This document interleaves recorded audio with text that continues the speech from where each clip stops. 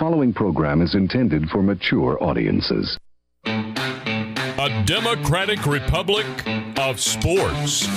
The Sportsocracy with ESPN Asheville hosts Tank Spencer and Jeremy Greene. And welcome into the Wicked Weed studio, wickedweedbrewing.com. Drink different. I'm Tank Spencer. He's Jeremy Greene. This is the Sportsocracy, and 2 weeks into the 2021 NFL season, the Denver Broncos are in first place in the AFC West. Now, granted, they're tied with the Las Vegas Raiders, both at 2-0. But if you had both of those teams leading this division, really at any point in this season, I feel like you may be, as Jeremy says, a witch.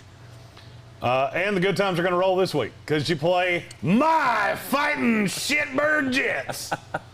And the Broncos will be 3-0 to start out this season. That does help when you get Giants, Jaguars, Jets. Yes, 3-0 is a great start. Teddy Bridgewater, you have to be impressed. Well, I don't know if impressed is the right word. Yeah, let's go with impressed. You have to be impressed that he's at least being as efficient with the football as he was in Carolina last year, completing 70% of his passes. Oh, he's been markedly more efficient than he was in Carolina. I was going to say, guess what? He's completing 77% of his passes now with the Denver Broncos, and no interceptions. He's been sacked a few times. But there again, I mean, you got the injury to Jerry Jeudy, which obviously hurts. But now you have what, after week 2, looks like a rejuvenated Cortland Sutton. I don't know if are we going 100% healed from the ACL? He looked very good against Jacksonville. Mm-hmm. Now, that's Jacksonville, but still, that's what I wanted to see. I wanted to see him out en route like that. Mm-hmm. I wanted to see him run. I wanted to see him get open. I wanted to see him with ball in his hands. And he was very, very good. Mm-hmm. Here's a little trivia fact for you. How many quarterbacks in the NFL have a higher QBR than Teddy Bridgewater right now? I'm going to go with none. It's one. Okay. That one is Tyrod Taylor. That's the only one. He's been insanely efficient. Mm-hmm. 8th highest graded quarterback according to Pro Football Focus grade. He's just been really damn good. Now, I want to see what it looks like against legitimate competition. Mm-hmm. You're not going to get that this week with the Jets. You're a week away from that with the Ravens. And I think that will more tell you where they are. And the good thing for them is they get that game at home. Mm-hmm. Losing Josie Jewell is going to be a bitch because that's a guy that had come on at linebacker for them with the torn pectoral muscle. He'll be done for the year. You're going to have to see somebody step up there. But I like what this team's done defensively. I like what this team has done offensively. I will say this. Javonte Williams needs to be the featured back. I know this is the contract year for Gordon, and you wanted to run him into the ground and bring Javonte along slowly. He's just way better. Javonte Williams just looks like a markedly better running back than Melvin Gordon to me. Mm-hmm. Outside of one botched coverage from the New York Giants where Melvin Gordon ripped off a 70-yard run. Other than that, it's looked like Javonte Williams' backfield. Well, he's not as seasoned, to be nice, as Melvin Gordon is. He will eventually get all of the tote. Eventually. All right. I mean, eventually this is going to be his job, but I think you have to be, you have to be okay with splitting that backfield for at least a few more weeks. I don't think you bail out. Now, could Melvin Gordon be traded?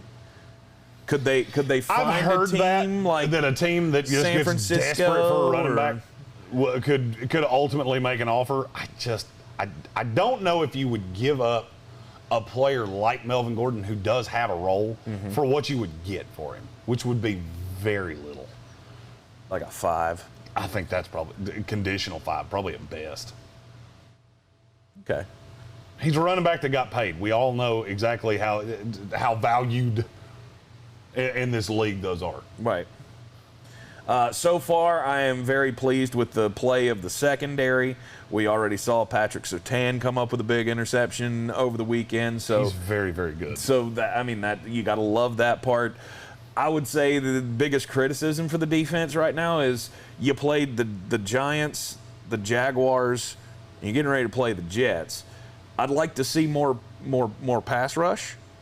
come out of that. Von Miller's the only one that's got a sack so far this year, although he does have 3 in 2 games, which is pretty good for his return year coming off the opt-out last year. You'll probably see a lot. You'll probably see several sacks against my Jets this week. So I think Denver's going to be 3-0, and then we'll really see what we got. Absolutely. I think they're a borderline playoff team. I do not think Teddy Bridgewater can play this well for a season. I think you've seen the high water mark. As a matter of fact, I think that drop-off starts this week. That Jets defense is better than people think it is. I look for Broncos Jets to be low scoring. I just don't see how that Zach Wilson, the version of Zach Wilson I saw last week against the Patriots, I don't see how that's going to score on this defense. No. Denver Broncos 2-0 to start out the year. You really couldn't have asked for much more there in Mile High. I'm Tank Spencer, and he's Jeremy Greene. Be sure to hit the subscribe button so you can follow all of our team-by-team content here in the Sportsocracy as the season rolls on. We will do these periodic check-ins every few weeks, and we'll see you next time. Don't forget to check out all the other videos. Share this out with all of your friends as well. And until next time, I'm Tank Spencer, and he's Jeremy Greene. Yeah.